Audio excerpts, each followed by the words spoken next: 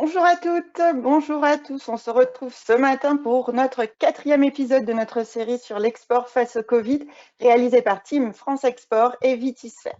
Aujourd'hui, nous allons explorer les marchés du vin et spiritueux au Japon, en Corée et à Taïwan, une des zones les plus épargnées par le Covid sur la planète. Installez-vous confortablement avec votre café ou votre thé. Allez, c'est parti, on embarque pour l'Asie du Nord. Je me présente, je suis Marion Ivaldi, rédactrice en chef de Vitisphère et j'accueille Santiago Diaz-Ehrenschmidt. Bonjour Santiago, vous êtes chef du service vin et spiritueux, bière et cidre de Team France Export. Santiago, je vous cède la parole pour votre désormais traditionnel mot de bienvenue. Merci beaucoup Marion, effectivement, c'est la tradition et il fait aussi beau en région parisienne, donc j'espère que toute la France est au soleil. Bonjour à tous et merci encore d'être nombreux et fidèles à ces réunions réalisées en partenariat Vitisphère et Team France Export. Merci à nouveau aussi à toute la profession qui, dans ce moment de solidarité, fait un vrai relais de ces webinaires, en particulier les agences régionales de développement, le CNIV et les interprofessions. Et donc Vitisphère et la Team France Export, nous sommes unis pour vous accompagner, vous préparer au mieux possible à la reprise. Et donc vous pourrez retrouver les précédents webinaires en ligne sur le site de Vitisphère. Et de même sur le site de teamfrance-export.fr, vous pourrez retrouver de nombreuses informations, dont les live marchés sur le suivi du Covid de manière générale. Et aussi sur les plans de soutien qui sont mis en place par notre réseau. Vous pouvez aussi vous approcher des conseillers internationaux de proximité de la Team France Export. Ils sont à votre entière disposition pour donc vous aider aussi à vous préparer du mieux possible. Je vous souhaite donc à tous à nouveau une très belle reprise d'activité export dès que possible. Et Marion, je vous redonne la parole. Merci. Merci Santiago et merci à tous nos partenaires qui relaient ces webinaires et nous aident à les faire connaître. Alors, je sais que parmi ceux qui nous écoutent aujourd'hui, il y en a déjà qui ont suivi le webinaire, mais pour pour qui c'est la première fois, je vais vous expliquer comment nous allons fonctionner. Dans un premier temps, les experts de France Team Export vont prendre la parole et vous faire part de leur exposé. Ensuite, ce sera le temps des questions-réponses que vous pouvez faire soit par écrit, soit par oral. Pour cela, il y a 2 outils dans la console qui se situent à droite de votre écran qui vous permettront donc de poser vos questions. Pour les questions écrites, vous ouvrez la console en cliquant sur la flèche, vous tapez votre question et vous indiquez éventuellement à qui elle s'adresse. Vous envoyez tout simplement, je me chargerai de poser les questions, éventuellement de regrouper les questions qui portent sur le même sujet. Pour les questions orales, vous cliquez sur la main. Quand le voyant devient vert, vous avez la parole. Si vous avez cliqué par erreur, vous pouvez recliquer dessus pour désactiver votre demande, ce qui me permettra de bien sélectionner les personnes qui veulent vraiment poser une question. Voilà notre mode de fonctionnement pour aujourd'hui et sans plus attendre, intéressons-nous à la question qui nous réunit. Alors pour ce faire, nous accueillons François Cotier. François, vous êtes directeur Business France et coordinateur de l'Agrotech Asie du Nord-Est. Anne Guinaudot, vous êtes chef du pôle Agrotech basé à Taïwan. Olivier Dardenne, vous êtes chef du pôle Agrotech basé en Corée du Sud.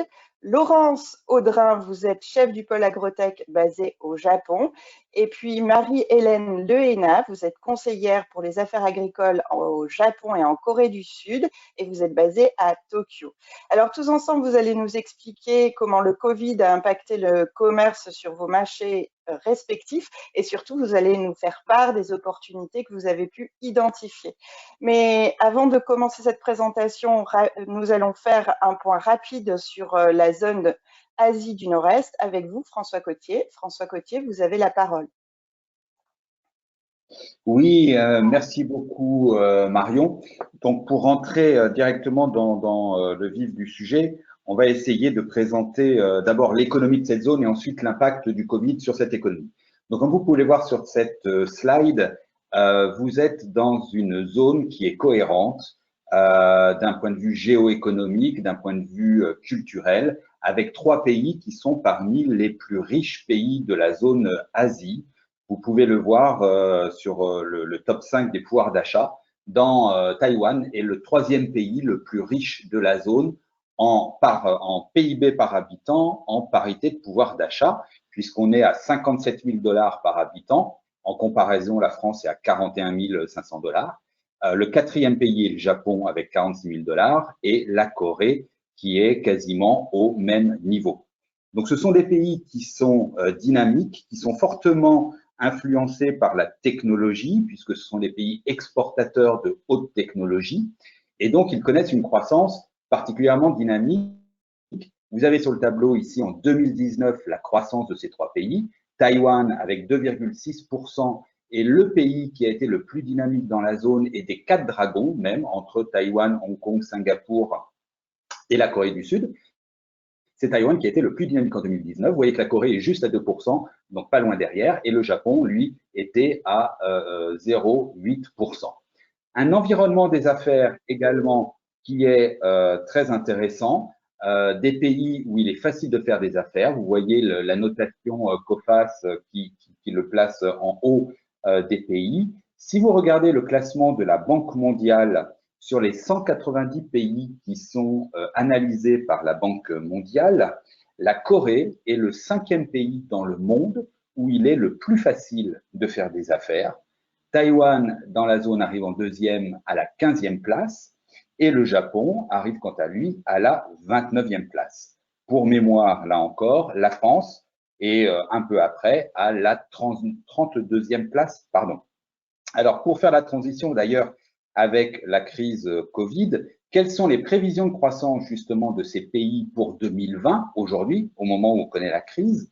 Le pays qui pour l'instant serait le plus impacté est le Japon, avec des prévisions à ce jour qui seraient de l'ordre de moins 5% du PIB en 2020.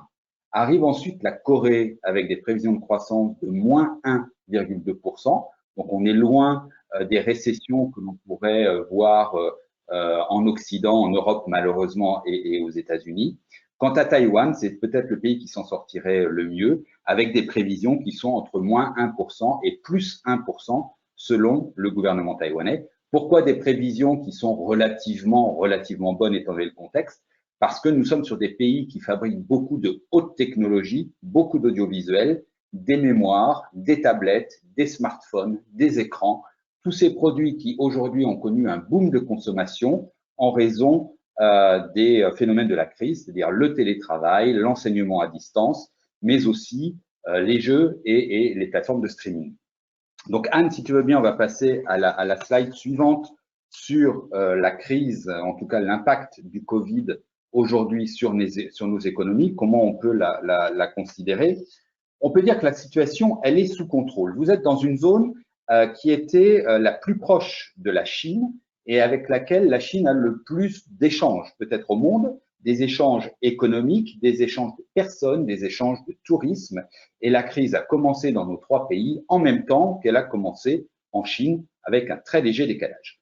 Malgré cela, ces pays ont un impact relativement faible du Covid. Aujourd'hui, le pays qui s'en sort le mieux, c'est Taïwan, qui ne compte que 439 cas et 6 décès.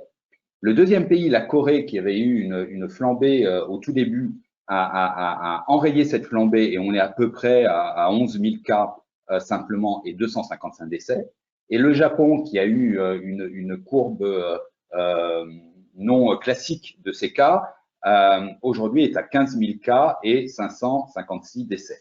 Alors l'impact, il est relativement faible parce que les autorités ici ont pris des mesures très rapides, des mesures d'isolement des clusters, des mesures de tracking des personnes, de quarantaine des personnes, de tests et de dépistage systématique des populations, d'isolement également de ces pays, qui font que le virus s'est relativement moins développé que dans les autres pays du monde. Et aujourd'hui, Taïwan n'a quasiment plus de cas locaux. Vous n'avez plus de contamination à Taïwan. La Corée n'a que quelques cas épisodiques aujourd'hui.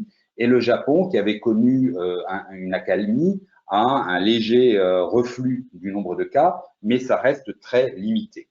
Le niveau d'activité, pour le coup, il est intéressant et il se maintient. C'est-à-dire que Ces pays, et en particulier la Corée et Taïwan aujourd'hui, qui n'ont plus de cas, l'économie, elle continue de tourner normalement. Taïwan n'a pas eu de confinement. Les écoles, les entreprises, les commerces sont restés ouverts. Donc, le niveau d'activité, j'ai envie de dire, c'est business as usual. Le niveau en Corée est revenu également normal. Le Japon travaille. Il est simplement passé en état d'urgence en avril. Cet état d'urgence, il a été prolongé jusqu'au 31 mai. Et nous sommes sur des mesures de sécurisation de la population. Donc, ce que l'on peut dire aujourd'hui, c'est qu'on peut déjà anticiper un effet de relance parce qu'il y a quand même une baisse légère de la consommation de la population par effet de protection. Je dirais, il y a moins de déplacements. L'hôtellerie, restauration, tourisme, compagnie aérienne sont les industries qui sont les plus touchées. Mais on peut s'attendre, si l'on suit l'exemple du SRAS en 2004, à une reprise en V de l'activité. Nous étions parmi les pays qui étaient sûrement les premiers touchés par cette crise. On estime que nous serons également les pays les premiers à redémarrer. Et c'est pour ça qu'on fait ce webinaire pour vous aider à profiter de cette relance. Voilà, j'ai légèrement dépassé mon temps, mais je vais passer la parole ensuite à Anne pour la présentation du marché. Oui, bonjour, Anne Guinaudot, basée donc à Taïwan. Je vais vous parler du marché de l'Asie du Nord-Est en particulier, donc continuer, mais plus sur le secteur du vin et spiritueux, la situation, le contexte actuel et puis aussi un peu l'impact Covid. Donc la situation du marché, déjà, donc François l'a dit, c'est une zone avec une économie riche, d'où une consommation vin et spiritueux qui est relativement déjà assez historique dans les trois pays, mature et dynamique.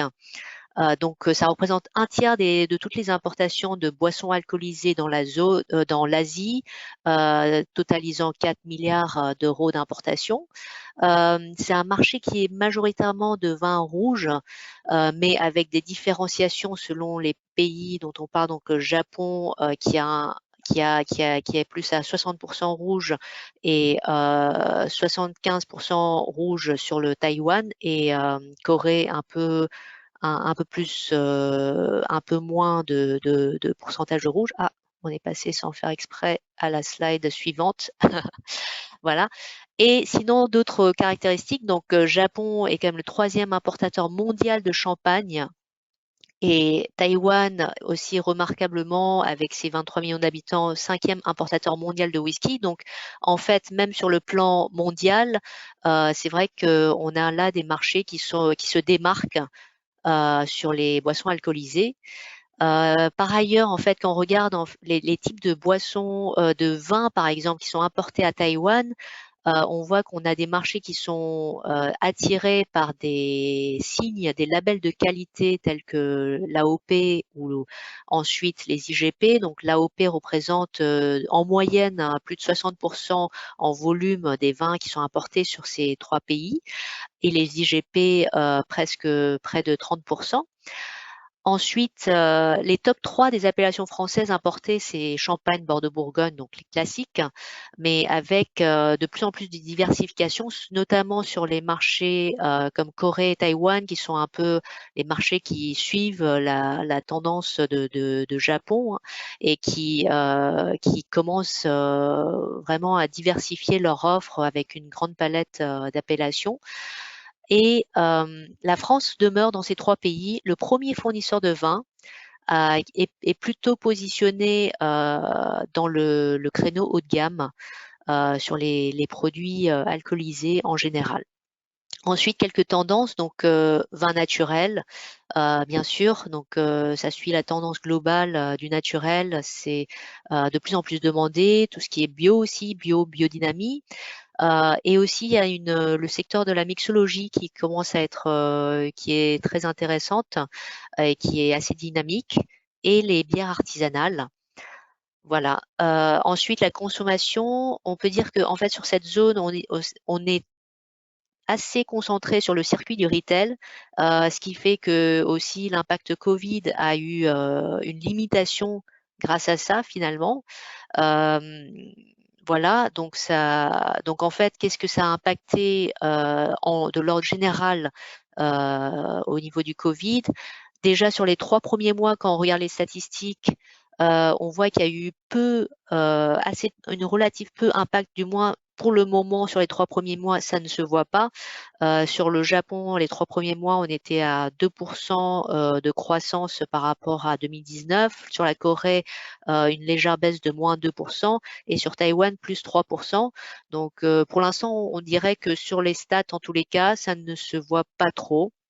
Et je pense que c'est effectivement dû aussi à tout ce qui est vente sur le retail qui marche toujours bien, qui compense en fait la chute des ventes sur les cafés, hôtels, restaurants, bars, qui sont apparemment en ce moment plus marqués au Japon parce que dû au lockdown, le confinement volontaire qui a repris en ce moment et dont va mieux vous parler Olivier tout à l'heure.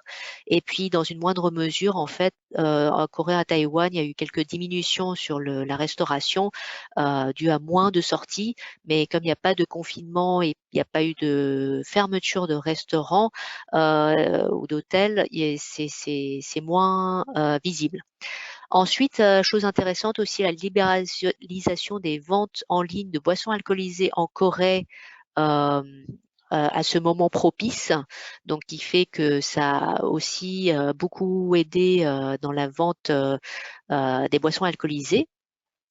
Et également sur nos 3 pays, si je ne me trompe pas, je parle sous contrôle de notre conseillère agricole Marie-Hélène, l'acceptation temporaire, du moins on a vu à Taïwan c'est au cas par cas, et apparemment au Japon il y a en fait du moins jusqu'en fin mai, les certificats d'origine électronique sont autorisés aux douanes, donc voilà, donc ça c'est aussi assez nouveau, puisque avant c'était uniquement l'original papier qui servait à dédouaner les produits.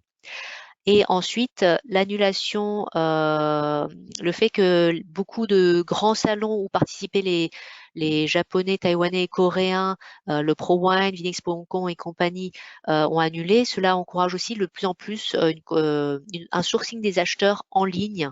Donc, ils vont essayer de se sourcer eux-mêmes en ligne via divers moyens. Ensuite aussi, la communication digitale est bien sûr renforcée. Par exemple, masterclass en ligne et communication. Donc ça, Laurence va vous en parler plus en détail tout à l'heure. Et en fait, dans tout ce contexte, le fait que Japon, Corée, Taïwan n'ait pas été plus ou moins épargnés pour le moment d'une crise très dramatique. Malgré tout, certains des plus petits opérateurs sont prédits. Certains prédisent qu'ils vont disparaître au profit des plus gros opérateurs, mais voilà, c'est à voir parce que effectivement, par exemple, Corée-Taïwan, donc on voit que ça a été assez limité en termes de grandes baisses. Voilà, donc on va voir au fil de l'eau ce que ça va donner. Voilà, et la prochaine slide, c'est juste pour vous alors, j'arrive pas à aller jusqu'à la prochaine slide. Ouais, c'est juste pour vous donner une idée, voilà, des chiffres qu'on a dit. Donc, vous voyez que janvier, février, mars, sur le Japon, au janvier même, il y a eu plus 36%. Donc, il y a eu un gros stockage des vins. Là, ça porte des chiffres particulièrement sur les vins. Et puis, même à Taïwan, donc un stockage en février massif de vins de plus 82% par rapport à l'année dernière. Voilà. Et je passe la parole à Olivier qui va vous en dire plus encore sur l'impact Covid et notamment sur la situation de l'activité et puis les canaux de distribution. Merci Anne, bonjour à tous. Anne, si tu peux effectivement diffuser la slide suivante. Je te remercie. Alors, nous vous proposons donc de prendre connaissance de l'impact Covid sur l'activité au sens large et ensuite plus particulièrement sur les circuits de distribution de ces 3 pays sous la forme de 2 baromètres dont vous pouvez maintenant visualiser le premier à présent. Nous avons imagé donc la situation dans chaque pays sous la forme de météo. Je serai donc pour ces quelques minutes en quelque sorte votre monsieur météo. François a pu vous présenter la situation sanitaire et le maintien de l'activité. Je vais donc à présent m'attarder sur les autres points. Dans l'ensemble de la zone, les voyages d'affaires et touristiques sont interdits. Seules les personnes disposant d'un statut de résident sont autorisées à entrer dans ces 3 pays. Quarantaine obligatoire, dont effectivement le temps très orageux. La prospection virtuelle est plutôt bien acceptée par les opérateurs locaux puisqu'ils ne peuvent plus se déplacer pour sourcer de nouveaux produits.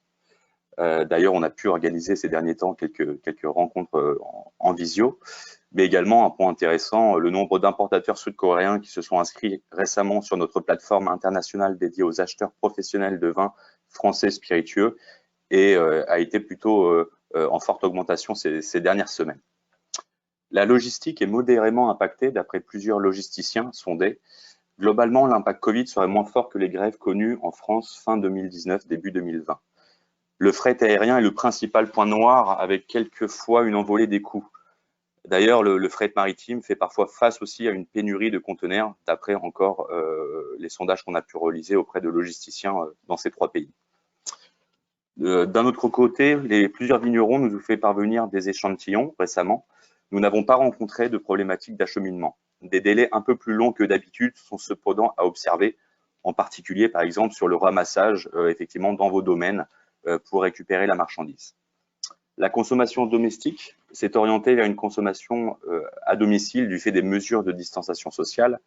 Pour l'instant, l'absence de voyageurs internationaux et la mise en place de ces mesures impactent fortement le secteur CHR.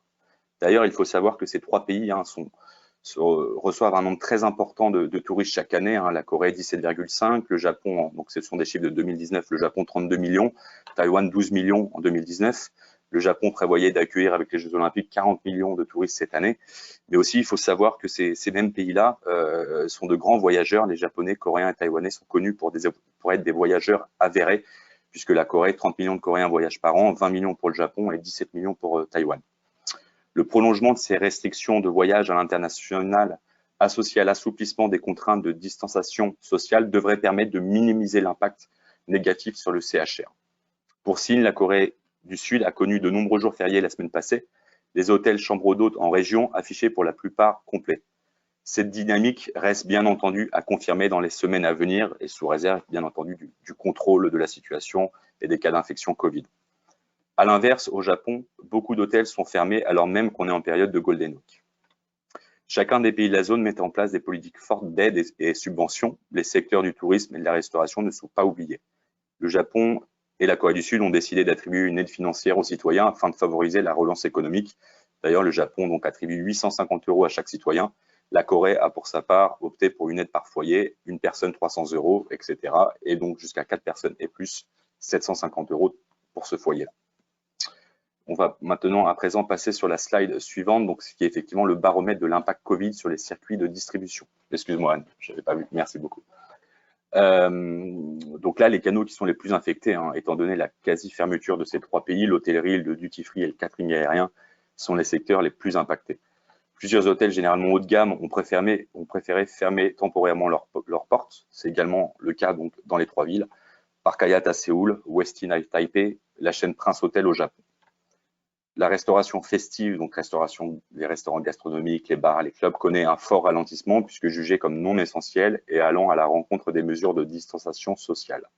Au Japon, les clubs et karaokés sont fermés depuis l'état d'urgence décrété à la mi-avril. À Tokyo d'ailleurs, les bars et restaurants ne peuvent pas vendre d'alcool après 19 h. Certains établissements ont donc préféré de fermer temporairement leurs portes. Les événements de plus de 100 personnes sont fortement déconseillés à Taïwan. Dans le secteur de la grande distribution, les grands magasins, d'ailleurs très développés dans ces 3 pays, sont impactés et ont vu leur fréquentation s'effriter. À Taïwan, les investissements par les collectionneurs et entreprises sur les cuvées d'exception se contractent. Bien entendu, ces éléments retracent ces dernières semaines, ces derniers mois. Il est important de souligner que la situation s'améliore de jour en jour à Taïwan et en Corée, en particulier sur le circuit CHR et les grands magasins. Le Japon devrait suivre cette même dynamique positive courant juin, effectivement, si l'état d'urgence est abaissé. Donc, sur les autres canaux que vous pouvez voir également sous forme de, donc, toujours de schéma météo, donc les canaux qui sont stables ou en croissance, on peut évoquer d'ailleurs la grande distribution, aussi bien offline qu'online, profitent de la situation. Les opérateurs en GMS partagent des taux de croissance intéressants. Plusieurs ont partagé des taux de croissance à plus de 20% en Corée du Sud sur la vente des boissons alcoolisées importées. Donc on en revient au phénomène effectivement de la consommation à domicile qui était déjà connue dans ces 3 pays, mais qui se renforce effectivement avec la situation du Covid. Le e-commerce très développé dans ces 3 pays grâce à une utilisation importante d'Internet à des taux très élevés de monofoyer, parfois même jusqu'à 30%, et surtout un système logistique performant et rapide connaît une croissance parfois fulgurante, plus importante que d'habitude qu'à l'accoutumée. En Corée du Sud, comme l'a mentionné rapidement Anne, la loi autorisant la vente d'alcool en ligne, dont le retrait de la commande doit se faire uniquement dans un point de vente physique, mise en application le 3 avril dernier, tombe à pic. Les cavistes connaissent une situation un peu disparate selon les pays. Belle croissance pour la Corée, situation stable pour Taïwan, situation encore tendue pour le Japon. Voilà un peu le baromètre qu'on pouvait vous donner sur la situation de la distribution en Corée du Sud, au Japon et à Taïwan. Et à présent, je passe la parole à Laurence, chef de pôle donc, de Business France Japon. Je vous remercie. Bonjour à tous. Laurence Audrin, basée au Japon. Merci Olivier. Alors, sachez que nos 3 bureaux Business France restent plus que jamais en contact avec les opérateurs locaux pour identifier leurs besoins et pour suivre l'évolution de la situation. Et voici ce qu'ils nous disent de la crise actuelle. Alors, du côté des cavistes, Enoteca à Taïwan, Enoteca, c'est l'importateur-distributeur qui est basé au Japon et qui dispose qui a développé sa chaîne également sur Taïwan. Enoteca nous transmet un message rassurant en indiquant que la vente en ligne leur a permis de maintenir leurs chiffres. Enoteca au Japon, par exemple, propose un service de sommellerie personnalisé via un chat sur leur site de vente en ligne. Et Enoteca précise quand même que c'est plus difficile pour les cavistes dont les points de vente sont situés dans les grands magasins ou dans les centres commerciaux, car les contraintes horaires, voire même de fermeture pour le Japon, sont plus fortes. Parmi les restaurateurs, le sommelier Xiao à Taïwan estime que la baisse de la fréquentation oscille entre moins 30 et moins 60% selon le positionnement du restaurant. Alors au Japon, le chef Olivier Odos, qui est le président de l'association des chefs français au Japon, nous fait remonter que les restaurateurs propriétaires de leur propre établissement sont très inquiets, en particulier à Tokyo, où les mesures de soutien telles que le chômage partiel ou l'accès aux prêts garantis de l'État sont difficiles à mettre en œuvre. Alors, pour ces quelques restaurateurs propriétaires, clairement, certains envisagent de mettre la clé sous la porte si la crise venait à durer très longtemps. Quant aux chefs qui sont soutenus par des investisseurs, alors ils sont évidemment moins soucieux. Néanmoins, certains investisseurs pourraient se retrouver eux-mêmes en difficulté si la crise venait à se prolonger trop longtemps. Côté transitaire, nous avons eu un contact avec Shatong Taïwan, qui nous a remonté une augmentation des frais de transport aérien qui est située entre 0,5 et 2,5 € par kilo pour la destination Taïwan. Quant au fret maritime, Faton indique que la difficulté actuellement, c'est de trouver des containers pour assurer le transport vers nos marchés. Côté importateur, nous avons contacté les 3 leaders coréens de l'importation qui se veulent très confiants. La situation pour eux est très bonne sur les 4 premiers mois de l'année et ils maintiennent leur projet de sourcing. Au Japon, la situation est plus partagée entre les importateurs spécialisés dans le circuit CHR qui ont stoppé tout sourcing et qui attendent le redémarrage sans qu'on sache à ce stade si ce sera le mois prochain, au mois de juin, ce qu'on espère, ou plus tard. Les importateurs au Japon qui sont spécialisés dans le off-trade et qui vendent en ligne maintiennent leur activité. Certains sont ouverts au sourcing de nouveaux produits et quelques importateurs sont ouverts à la prospection en visioconférence, une pratique qui est tout à fait inédite pour le Japon, mais qui s'explique par le nouveau contexte. Je vous propose de passer à la slide suivante. Alors pour tous ces opérateurs, hormis dans la grande distribution, il a fallu faire à la baisse de fréquentation des points de vente physiques. Internet s'est révélé être l'alternative gagnante et nous avons pu voir sur nos marchés de nombreuses initiatives solidaires ou innovantes pour conjurer la crise. Vous l'avez vu, la consommation d'alcool se fait désormais essentiellement à domicile et les consommateurs se sont largement tournés vers la vente en ligne. Au Japon, certains cavistes ont temporairement fermé boutique pour se consacrer au développement de leur site de vente en ligne. Sur les sites, les offres promotionnelles autour du vin se sont multipliées. Au Japon, nous avons des offres de lots de 6 références différentes qui sont fréquemment proposées désormais. Certains vendeurs proposent même de reverser un pourcentage de leurs ventes au personnel hospitalier. On a vu 10% du chiffre d'affaires reversé aux médecins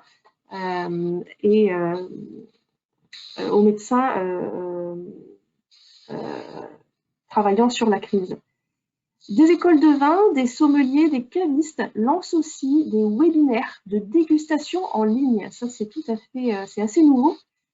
Ces webinaires s'adressent autant aux professionnels qu'aux amateurs. Certains sont gratuits, d'autres sont payants. On a pu voir certains qui proposaient la livraison des échantillons de vin pour que le spectateur puisse déguster en même temps que l'intervenant réalise sa dégustation. Donc des formats tout à fait innovants. Les transporteurs, de leur côté, se sont adaptés pour que les livraisons se fassent sans contact dans chacun de nos 3 marchés. Autre phénomène, les restaurateurs développent la vente à emporter, une offre qui n'existait pas jusqu'alors pour les restaurants gastronomiques. À Tokyo, c'est plusieurs restaurants étoilés qui proposent leur menu à emporter ou en livraison à domicile, parfois sous forme congelée pour limiter les risques sanitaires. À Taïwan, certains chefs proposent même d'arranger la mise en scène directement dans les assiettes à domicile. Alors, Uber Eats s'affirme comme la plateforme de référence pour le référencement et le transport de ces plats à emporter. Alors, à Tokyo, comme à Taïwan, des initiatives solidaires ont été lancées pour soutenir les restaurateurs. Au Japon, c'est Solidarité Gourmande qui a démarré une initiative pour aider les restaurants français. L'objectif est tout simplement d'informer le consommateur des nouveaux horaires d'ouverture, des possibilités de vente à emporter ou de livraison à domicile et des menus spéciaux qui sont mis en place actuellement. Et puis enfin, les boutiques se sont organisées pour accueillir leurs clients dans des conditions sanitaires qui soient les meilleures possibles. Des lotions hydroalcooliques sont disponibles à l'entrée de chaque boutique. Au Japon, une personne est même postée à l'entrée du magasin pour vous asperger les mains de produits. Certaines boutiques limitent le nombre de clients présents pour éviter les attroupements et organisent une file d'attente balisée à l'extérieur de la boutique. Le port du masque est devenu obligatoire dans certains magasins. Les caissiers sont désormais protégés par un panneau de plexiglas ou des films plastiques étendus. Pour l'anecdote, les fabriques de saké au Japon se sont temporairement reconverties dans la production de lotions hydroalcooliques le temps de la crise. Une crise dont on attend l'issue rapidement.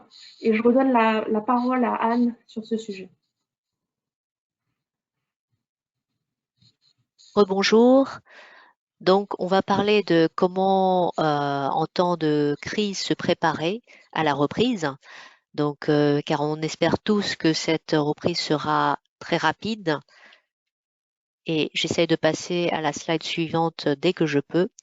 En tous les cas, en fait, on ne croise pas les bras pour attendre la crise. On peut se préparer dès maintenant. Tout à l'heure, Olivier et Laurence ont tous les deux mentionné la prospection à distance qui peut se faire, qui est de plus en mieux acceptée avec l'envoi d'échantillons à l'appui. Donc, dès maintenant, en fait, pour prendre de l'avance, il est tout à fait possible de prospecter à distance. Les gens sont ouverts au sourcing, comme tout à l'heure mes collègues ont confirmé. Et aussi, on peut profiter de la disponibilité accrue des acheteurs, d'importateurs de vins et spiritueux pour les contacter et fidéliser si vous avez déjà des clients sur place, des partenaires. Discuter avec eux parce que de nombreux d'entre eux qui auparavant étaient toujours en déplacement, toujours en voyage, toujours en réunion, maintenant ils sont tous dans leur bureau, donc avec possibilité d'être contactés, de discuter, et donc maintenant ils sont, disons, beaucoup plus disponible pour discuter plus longuement de stratégies futures ou de nouveaux produits ou autres. Donc, je pense que c'est aussi un bon moment pour bien nouer les contacts qui ont déjà été faits avant et nouer de nouveaux contacts pour le futur.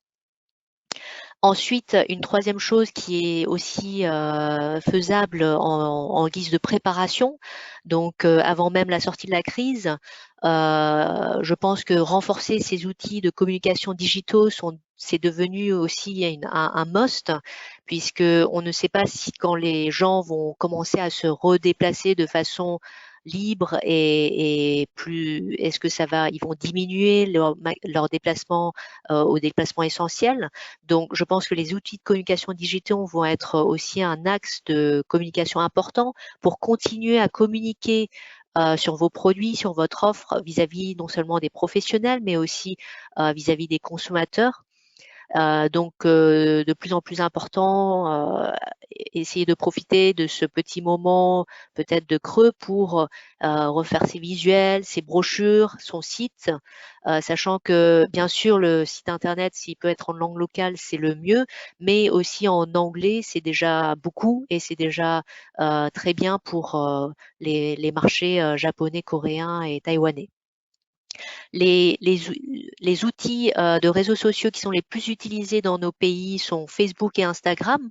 Donc, on vous recommande fortement aussi à faire très bon usage de ces réseaux sociaux, à commencer à les animer et tout simplement à partager en fait ce que vous faites dans les vignes, ce que vous faites voilà, au jour le jour. Je pense que les gens sont très intéressés toujours par en fait, la France fait beaucoup rêver, donc les gens sont avides maintenant ils peuvent pas voyager en plus, donc ils sont d'autant plus avides d'avoir une vue sur la France, qu'est-ce qui se passe dans les vignobles et compagnie. Donc ça c'est intéressant aussi à communiquer. Et puis après, quand le Covid sera enfin, voilà, on espère l'épidémie sera complètement gérée sous contrôle. Dès qu'on sort du Covid et que les pays, les restrictions aux frontières se réouvrent, on vous encourage fortement à être présent, puisque finalement, la présence physique est quand même importante, même si les outils digitaux de nos jours, on peut être en visio, il y a beaucoup d'outils on peut faire beaucoup de choses à distance, mais quand même la présence est assez essentielle pour vraiment concrétiser à la fin tous les contacts. Voilà, donc c'est à peu près tout ce que j'avais à dire sur les stratégies et opportunités. Si mes collègues pensent à autre chose, peut-être qu'ils pourront vous répondre dans les questions-réponses. Et maintenant, je passe la parole à Marie-Hélène Le Hénaf, qui est conseillère agricole donc sur le Japon et la Corée, et qui va nous parler un peu plus en conclusion de l'accès au marché. Merci. Oui, bonjour à tous, Marie-Hélène Le Hénaf. Je vais vous parler principalement du Japon et de la Corée parce que la Corée du Sud, ce sont deux pays sur lesquels j'ai compétence depuis le service économique régional de Tokyo. Mais j'ai contacté mon collègue François Blanc, qui est lui basé à Pékin et qui a compétence sur Taïwan et qui m'a passé deux messages en fait qui sont d'abord de ne pas oublier le marché taïwanais, qui est un marché rémunérateur, ça a été dit tout à l'heure, et probablement plus abordable que le marché chinois, pour lequel les contrefaçons restent un problème important. Par ailleurs, il citait les belles performances de Taïwan en matière d'importation de vin français, et il concluait en disant « Mieux vaut être le premier au village que le second à Rome ». Voilà, donc c'est peut-être un petit marché de vue de loin, mais c'est un petit marché qui fonctionne plutôt bien, donc important de suivre son évolution et ses modes de consommation et distribution, en particulier la place prise par le e-commerce, ça a été dit. Voilà, donc je reviendrai sur le Japon et la Corée, je vois qu'on est assez en retard, donc je vais essayer d'être un petit peu rapide. Je voulais faire un premier cadrage macroéconomique, il y a un certain nombre de choses qui ont été dites déjà. D'abord, donc on a au Japon et en Corée deux pays qui sont beaucoup moins frappés que la France et l'Europe en général, malgré une population vieillissante et malgré des mesures de confinement beaucoup moins fortes que la France. 15 000 cas recensés, 500 morts au Japon, 11 000 en Corée, 250 morts. Je vous laisse comparer avec les chiffres français, hélas. La crise au Japon en particulier a été abordée d'abord par la baisse du tourisme, une chute assez forte. Ça a été au départ assez graduel, et puis la fermeture des frontières fin mars. Aujourd'hui, plus grand monde ne rentre au Japon. Ensuite, on a eu une crise industrielle, d'abord par une rupture des chaînes d'approvisionnement. Beaucoup de pièces étaient fabriquées en Chine et n'arrivaient donc plus. Et puis ensuite, une baisse de la demande intérieure. Donc, on est dans une situation qui, voilà, sans être aussi catastrophique que celle que connaît la France et l'Europe, est néanmoins préoccupante. Les prévisions de croissance ont été évoquées pour 2020, moins 5,2 au Japon, moins 1,2 en Corée du Sud, avec, on espère quand même un rebond et un retour en V sur cette crise, avec, si la situation se rétablit au deuxième trimestre, des perspectives de croissance pour les deux pays qui sont autour de 3%, voire 3,4% pour la Corée. Donc, on a des perspectives qui sont, voilà, toutes choses égales par ailleurs, et en espérant que le deuxième semestre soit meilleur, qui sont pas mauvaises. Les deux pays ont apporté des réponses très fortes à la crise, ça a été évoqué aussi, puisque, pour vous donner un ordre d'idée, c'est 22%, le plan de relance au Japon représente 22% du PIB, et en Corée 12%, comparé avec aujourd'hui 4% pour la France. Si on peut comparer, c'est un petit peu, bon, on a des réponses qui sont un peu différentes, puisque les deux pays, Japon et Corée, mettent en avant le soutien à la consommation, on l'a dit, hein, en distribuant de l'argent aux ménages, tout simplement, sans oublier bien sûr le soutien aux entreprises. Alors, concernant le secteur agroalimentaire en général, il est important de noter qu'il n'y a eu aucune restriction sur les produits alimentaires en provenance de l'étranger du fait de la crise sanitaire. Donc ça, c'est un point important, aussi bien en Corée qu'au Japon, aucune restriction depuis le début, y compris les produits venant de Chine au moment de la crise, y compris venant de la région de Wuhan. Nous avons travaillé sur la dématérialisation des certificats. Alors, je n'ai pas de réponse officielle sur la dématérialisation des certificats d'origine. En revanche, il n'y a pas de problème du côté des importateurs, donc je pense que les autorités japonaises les acceptent. En revanche, nous avons eu des réponses officielles et nous avons mis en place des procédures pour ce qui concerne les certificats sanitaires et phytosanitaires.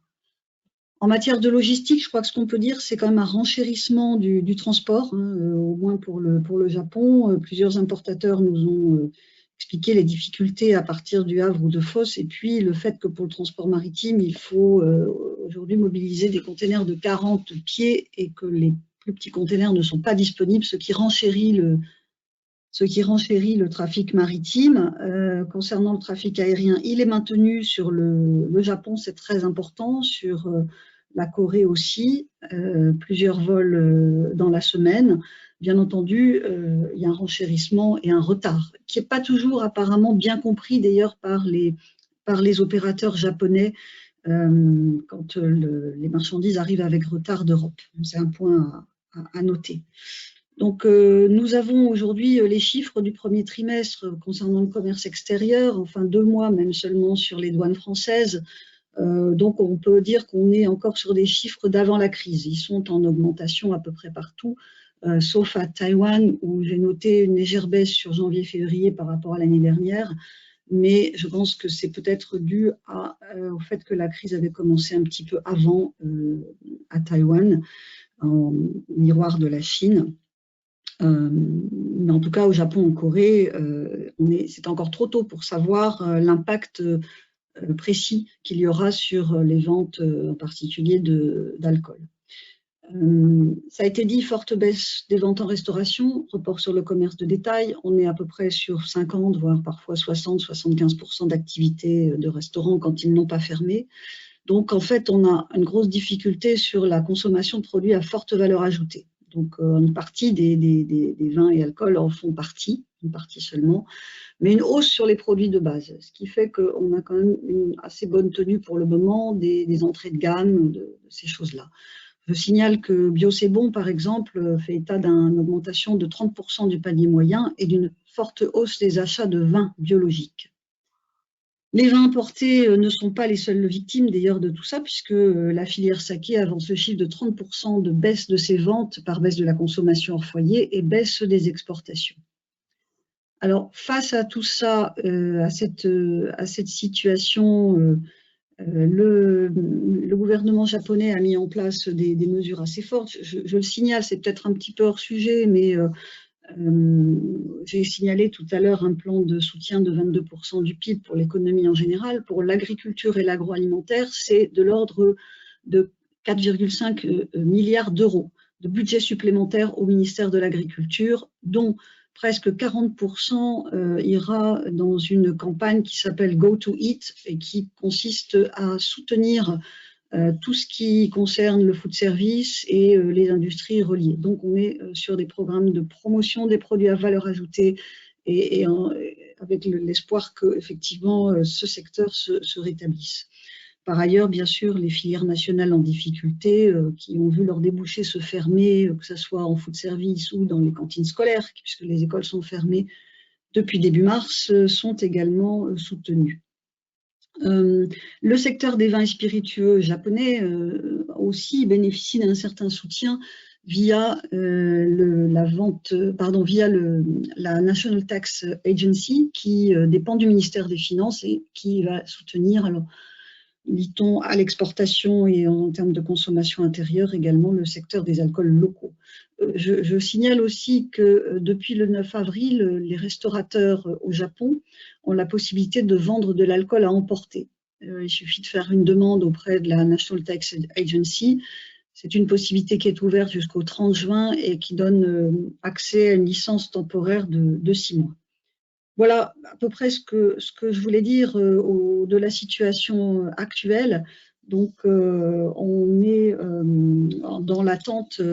L'état d'urgence au Japon a été prolongé jusqu'à la fin du mois de mai, jusqu'au 30 mai par le Premier ministre lundi dernier. Et il est un peu trop tôt de savoir ce qui va se passer ensuite. Mais en tout cas, tout le monde espère que la situation sanitaire ne va pas se dégrader, que le Japon, même si on n'en a pas beaucoup l'explication, va voir la situation se stabiliser et que l'économie va peut-être moins souffrir qu'en Europe. Voilà un petit peu ce que je voulais dire. Merci beaucoup pour toutes ces informations qui ouvrent des perspectives avec des marchés qui apparaissent plus préservés dans ce contexte de crise et peut-être plus ouverts aux affaires, bien que la situation du Japon semble dans le flou. On retiendra qu'il faut se préparer dès maintenant au commerce et puis penser business digital pour maintenir la relation commerciale ainsi que pour toucher les consommateurs.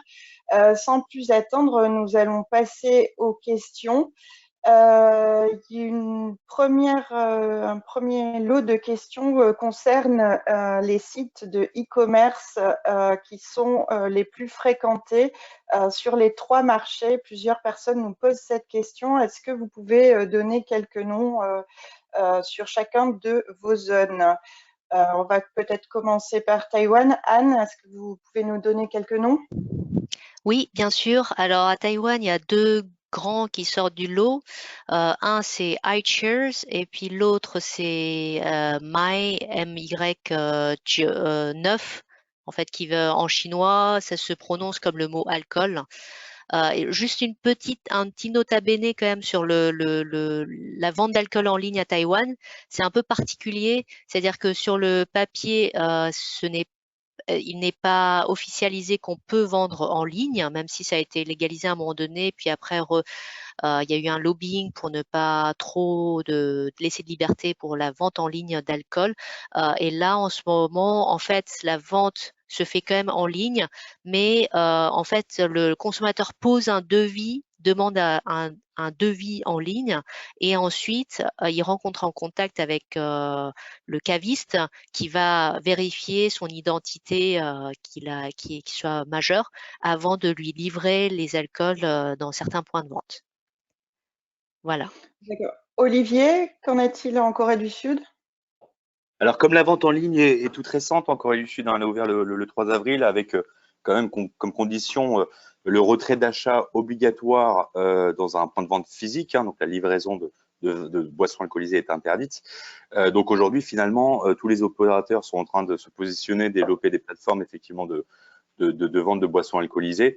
Après, ce qu'on peut noter, ce qu'on peut quand même envisager, c'est que parmi les top opérateurs de vin, par exemple, importateurs sur le marché coréen, ce sont des filiales en fait de grands groupes, de conglomérats sud-coréens qui maîtrisent aussi la distribution. Si on évoque par exemple le groupe Shinsegae, qui est aussi propriétaire des department stores Shinsegae, mais également des supermarchés E-Mart, etc., ont leur filiale d'importation vin. Donc forcément, leurs produits sont référencés. Donc on peut imaginer que dans les semaines à venir, ceux qui vont tirer leur épingle du jeu seront principalement ces conglomérats, le temps que tout le monde se mette au diapason pour effectivement disposer d'une plateforme de vente en ligne.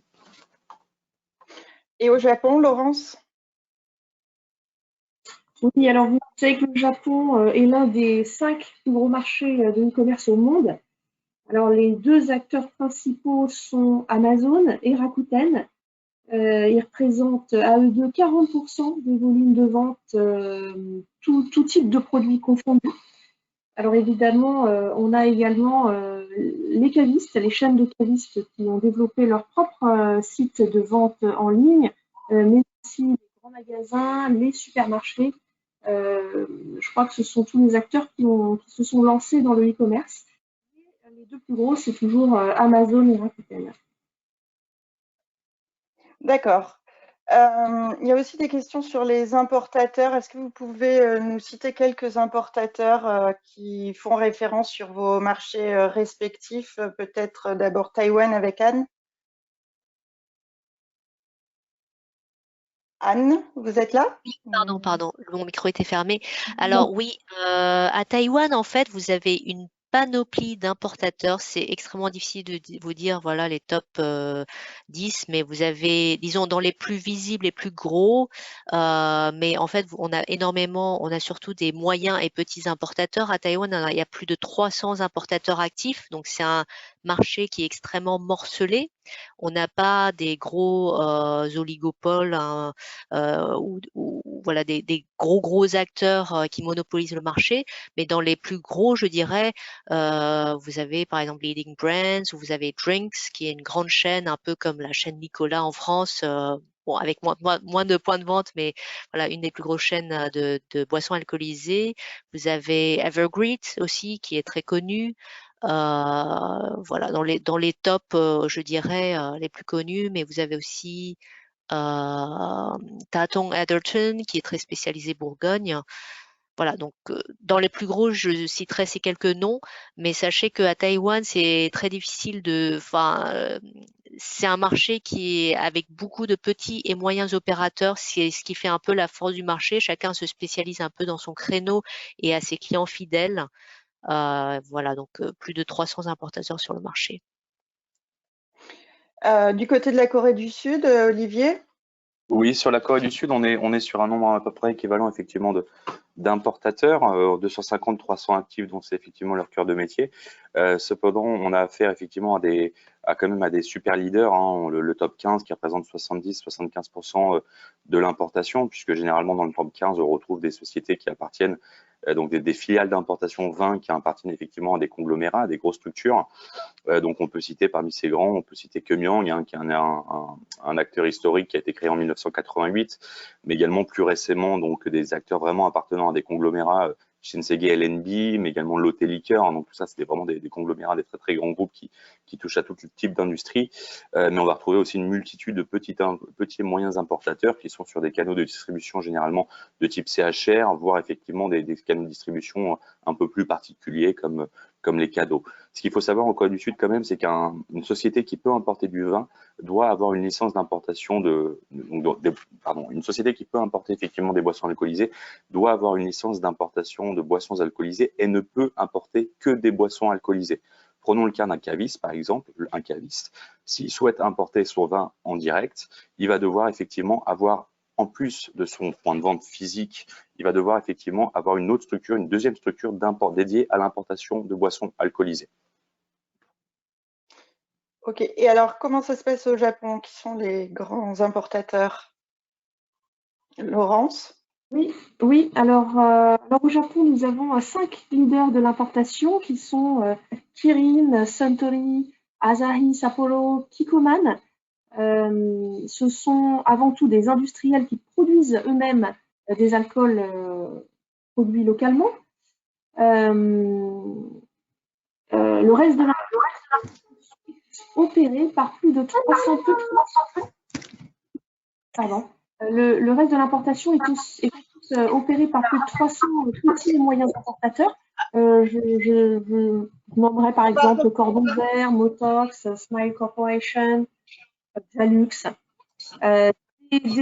sont des importateurs qui sont très spécialisés sur leurs canaux de distribution. Donc on est vraiment dans un schéma qui est similaire à celui de Taïwan et assez proche de la Corée.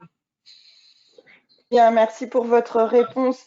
Je vais donner la parole à une question orale d'Élodie Higonnet. Élodie, est-ce que vous nous entendez? Vous êtes là?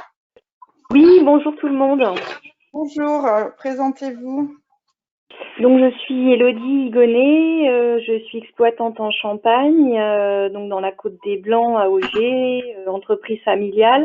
Et même pour nous, la région Asie du Nord-Est est très importante puisque le Japon représente 20% de notre chiffre d'affaires. Donc on est présent depuis 2011 avec un partenaire qui est effectivement plutôt sur le CHR. Oui, merci pour votre question. Est-ce que... Oui, pardon. Oui, pardon. Donc la question, c'était une question pour Olivier, puisque l'année dernière, en fait, il m'a accompagnée dans une mission de prospection sur la Corée du Sud. On devait normalement rester en contact avec nos prospects à Provine, à Düsseldorf, qui bien sûr a été annulé. Donc je voulais avoir son avis sur les moyens de reprendre contact et comment continuer le lien de prospection cette année en prévision de la reprise. Olivier, voulez-vous... Oui, donc effectivement, la situation, comme décrite, est quand même très propice à la reprise de contact avec je dirais, tous les les importateurs que vous connaissez sur la zone, en Corée en particulier, qui sont à mon sens plus réceptifs maintenant. Les projets effectivement évoluant rapidement. Sur le champagne, c'est aussi particulier, puisque la dynamique champagne en Corée est très forte. En 2013, 4,5 millions d'exportations. En 2019, 25 millions d'exportations. Donc Élodie, ce que je vous conseillerais effectivement, c'est de relancer ces acteurs-là, qui avaient déjà été très travaillés, puisque de mémoire, on avait une douzaine de rendez-vous. Effectivement, j'avais pu noter que vous deviez les revoir sur des grands événements. Donc là, à mon sens, effectivement, ils sont plus ouverts que d'habitude. Super. Merci pour cette réponse. Une question de Franck Griffoul qui est assez pratico-pratique. Il nous demande quelles sont les erreurs à ne pas commettre pour démarrer l'export sur ces marchés. Peut-être Laurence, vous pouvez commencer. Est-ce que vous diriez allô, oui, tout à fait. Écoutez, sur le marché japonais, je dirais que le premier des conseils, c'est de prendre le temps nécessaire pour trouver votre premier partenaire. Au Japon, il est compliqué par la suite de changer de partenaire. Il faut vraiment le choisir avec soin, comprendre quel est son circuit de distribution, puisqu'on le disait tout à l'heure, les importateurs sont généralement très spécialisés, donc il faut viser juste dès le début. Parce qu'ensuite, si vous souhaitez changer de partenaire, il faudra expliquer votre situation et pourquoi vous en êtes aujourd'hui à chercher à travailler avec un autre acteur. Donc ça, moi, c'est vraiment le conseil que je donnerais pour démarrer sur le marché japonais. Merci. Je crois qu'il y a un de nos participants qui a un petit problème de micro, peut-être vérifiez bien. Je voulais aussi dire que la présentation qui vous a été proposée aujourd'hui est désormais téléchargeable. Donc, vous pouvez actionner le bouton télécharger pour avoir la présentation en PDF.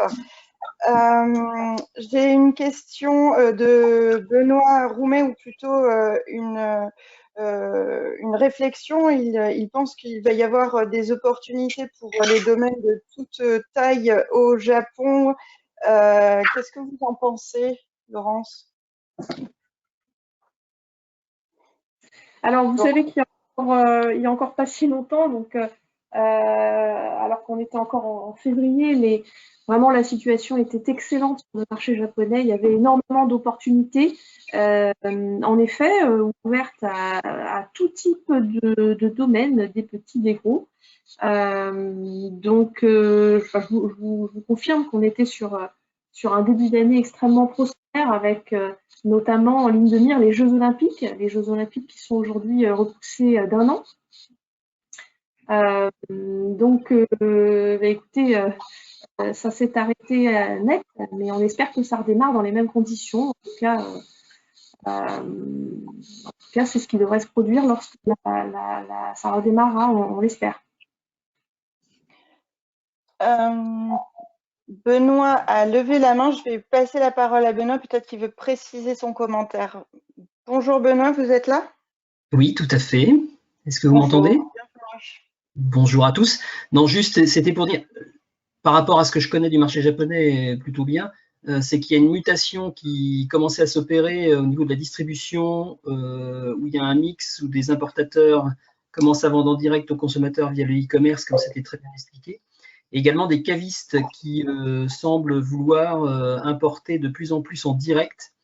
Donc c'est pour ça que je pense sincèrement, hormis Covid, et je pense que ça va accélérer, qu'il y aura des opportunités pour des domaines relativement petits.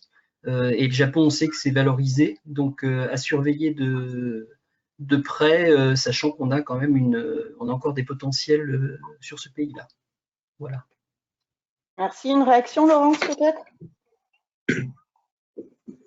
Oui, tout à fait. C'est vrai que les petits domaines ont vraiment leur place sur le marché japonais.